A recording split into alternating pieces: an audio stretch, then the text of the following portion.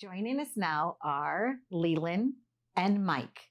They really don't need much more introduction than that, but I'm so happy that they're joining us. I have Mike here in person, and Leland, you're joining us via Skype. How are you today? I'm great. How are you? Fabulous. So you and Mike are friends. You've been friends for a really long time. How did that moment start when you guys first kind of connected with one another, Leland? Well, at the time, Mike was, doing the rapping stuff with my mom, Sylvia Robinson, for Sugarhill Records, and then me and Mike just always had a great relationship, a bond between the both of us. We like a lot of the same things. We both like colognes and stuff like that. So, me, yeah. So me and Mike always stay close, to each other. At what age, Leland, growing up, did you realize that your family was in the business? Like that this was like the real deal? Well, yes and no. I Okay. realized it, because it was going on, but mom and dad, didn't have us where we felt like we were a part of a different world. We were always a part of everything going on, as far as like, we didn't, act as we were different than anybody else growing up. Basically, we were just two kids that were, I had two brothers, but we were just kids that were grew up in the hip hop business and in the music business, and that was it. Well, hip hop when hip hop arrived on the scene, it was so different, and people either loved it, right, or they hated it, right, or they didn't understand Hmm. it, right. But those that embraced it, it really brought so much flavor, I guess, and essence to someone's journey. And I think that's what's so great about the music is that it's so unique, and it's lasted. That's how you know it's a good thing, right? It wasn't just like, oh, Right. it's here and then it's gone. It continues on. That's right. Well, my mother, Sylvia Robinson, made records that were catalog songs. And she always believed in making songs for today that will last Yeah. far, in the future as well. And that's the way she made songs. And she always told me that basically, if you're going to do something for any artist or whatever you do, make sure you try to do catalog songs that's going to be here forever. And Mike, your thoughts on Sugar Hill? Let's talk about like your connection and your feelings from your heart about that. Well, I met Mrs. Robinson um, in the summer of '79, and she went and auditioned Hank down at the pizza place where he worked. And she said, "Come on out and rap. I heard you can rap. I want to make a rap record." Hank closed the pizza shop early, and he jumped in her beautiful teal '98, Ooh. Oldsmobile '98, with pizza crust and sauce and meat all over him. And he started to rap. She said, "Oh, all right, that's Great cool." stuff. And Guy, Master G, was walking down the street because he had made a phone call at a phone booth. Oh, Lord, what an artifact. And he's walked up to the car and said, "Hey, what's going on? What's going on?" And Joey said, "We're going to make a rap record and we're going to use this guy." And Guy's friend said, "He's nice, but my man, Master G, is vicious." Guy jumped in the car. They're both Competition auditioning. going on now, right? Yeah. Competition. And it's getting a little late.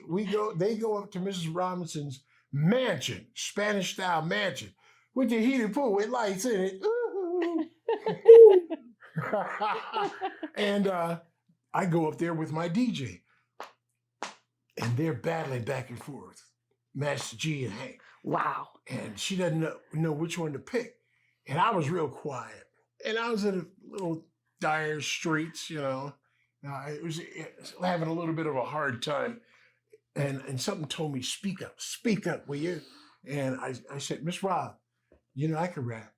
And it was about 2 o'clock in the morning by then. Wow. She was tired, but she was gracious. She said, "Let me hear what you got." I took a deep breath. I looked around the room. We were in her library. I decided to incorporate everything in the library so it wouldn't be pre-written stuff. Fresh. I said, "Yeah." I said, "A hip, hop, for hip, dibby, hip, hopper, you don't stop, the rock, do the bang, bang, boogie. Say, up, jump, the boogie, do the rhythm of the boogie to me." And she said, "Oh, snap." I started talking about everything in the room, her dog, Moochie. And she Mutzi. said, "Yeah, Muncie." And she said, All right, Hank, do the other part. Hotel, motel. Then she pointed at the guy. I'm the MAS, the TER. Oh man. And she said, I can't decide between the three of y'all. My favorite number is 3.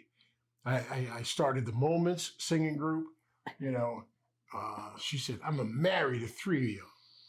Wow. And that was a Friday night, late, Saturday morning. And she said, come down Monday to the studio and we'll make a record. That is fast. That's not talking. Whatever she said she was going to do, she did.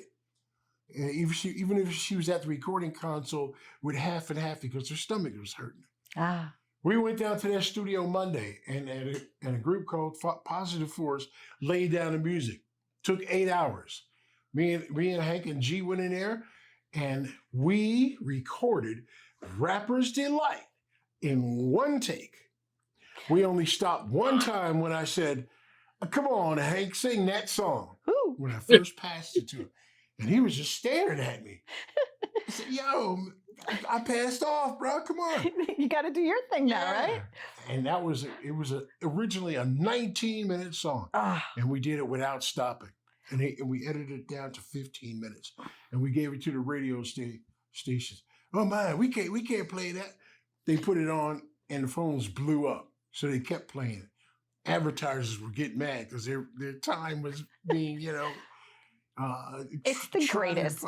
It is seriously. I still think it is the greatest. In Leland, I was telling Mike before we started taping that in 1983, I was a cheerleader in high school, and on the bus, no matter if we were only playing somebody like just across the town or if it was an hour and a half, the entire bus ride, all the cheerleaders and all the football players standing up in the bus, and we were, putting it on, wow. the whole time. I mean, to me, it's like, I don't know. It's like there's something special about it. And just sitting here with the two of you, it takes me back and I love it. And still, when you go to a wedding, when you go anywhere, people still love it. It is forever. I have a question to ask you, though. Yes. I have a question to ask you. At that time, when you was on that bus and y'all was singing Rappers Delight, what was your favorite part of that record? Oh, I loved all of it, and we were flirting like back and forth, So it's like, I am a Wonder Mike and I'd like to say hello. Hey. Yay. We just so often, and there are people, Leland in my studio sometimes, and we'll just break out into it. I think Lorraine's back behind the camera, but don't you know every word, Lorraine? I think there are every word. Lorraine's in the building. Yay. How about you? A hip and a hop, you don't stop, a rocket to the bang bang. See, it just feels good. It just makes you feel good. Mean, I when my mom Sylvia Robinson did the record and she put those guys on it. I mean, everybody had their part, and Hank had his part. When Mike had his part. Mike was just the easy, smooth. Hank was the check it out. That's what Hank was doing. You know what I mean? So Hank, everybody played their position with that record, man. That's why that record became as great as it was. You know what I mean? And it's still going on now. These guys are still touring after 40 something years. Yeah. They're still touring and doing what they got to do. Doing it. You know what my favorite part of that record? What is your favorite part?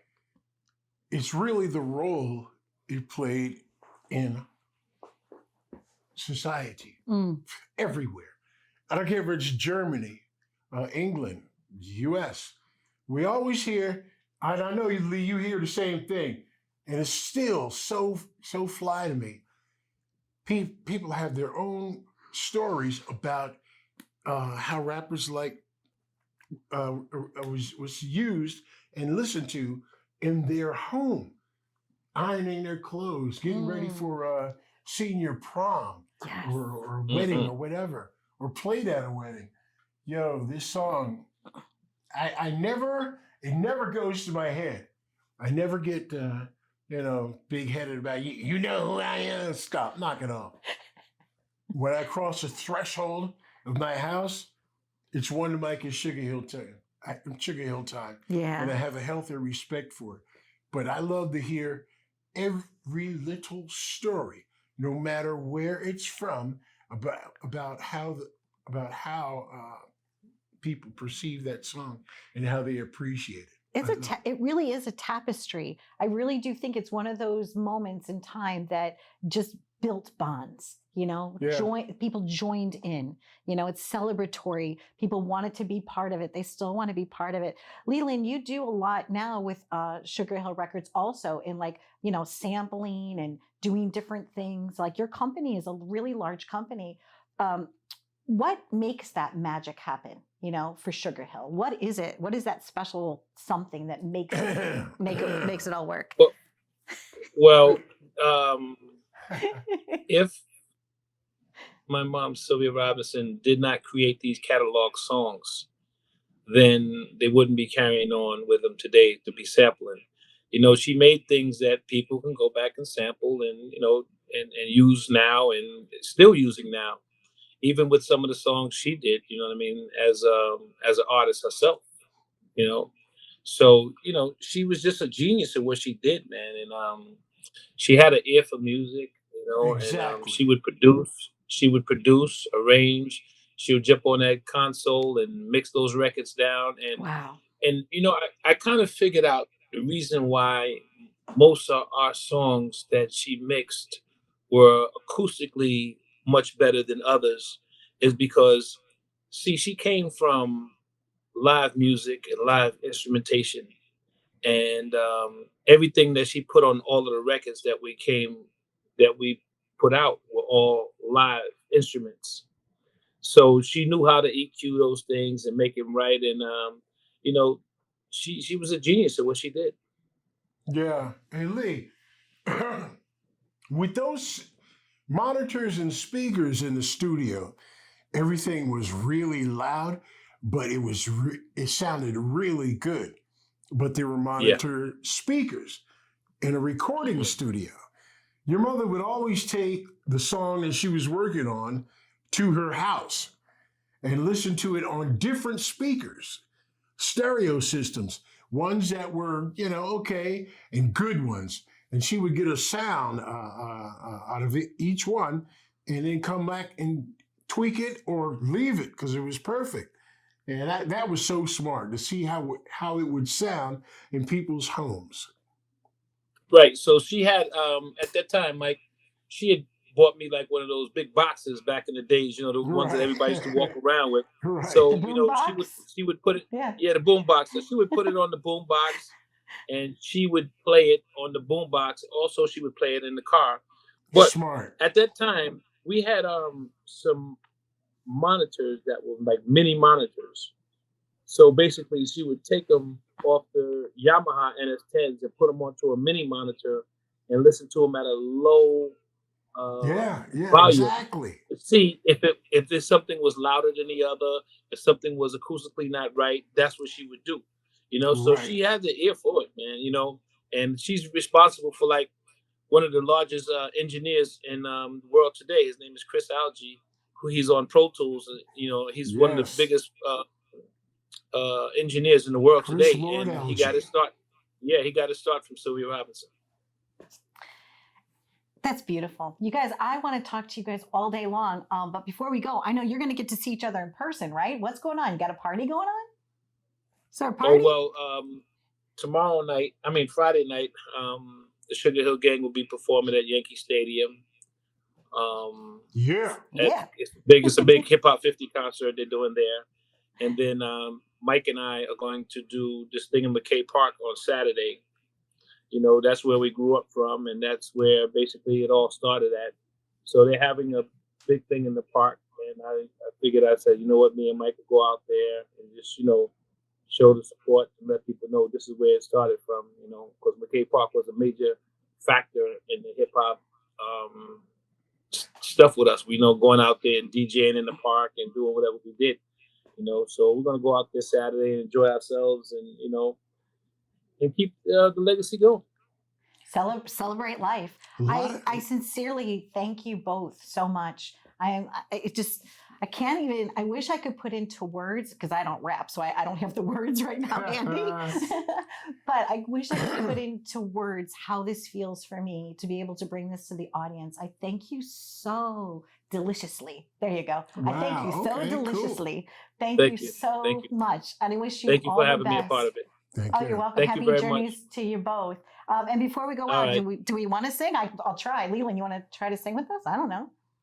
Mike, you want to sing a little Well, something? 2, 3. well, I said a hip hop, the hippie dibby hip hop, and you don't stop the rockin' to the bang bang boogie. Said up jump the boogie to the rhythm of the boogie beat. And now what you hear is not a test. I'm rapping to the beat. And me, the okay. groove, and my friends, we're gonna try to move your feet. Check it out. Who are you? I am one of my get I like to say hello. To Until the who, black, Mike? to the white, the red and the brown, the purple and yellow. But first I gotta bang bang the boogie to the boogie. Said up jump the boogie to the bang bang boogie. Let's rock. You don't stop. Rock the rhythm that'll make your body rock. Well, so far you've heard my voice. Somebody brought 2 friends along. And next Say on what? the mic is my man Hank. Come on, Hank, and sing that song, brother. Wow. You like, chill. sit down. I would just say, go Sit Hawks. down. I am going to share this with everybody. My 40th reunion is September the 30th, and if you're watching Hazelwood Central Hawks, I love you all so much. Wow, guys, thank you so much. Happy blessings to you. Right Happy on, journeys, man. You too. Amen. Thank you. Bye, guys. Thank Thanks you for for having watching. us. Thank you, Leland. All right, Be bye-bye. well. Bye bye. All right.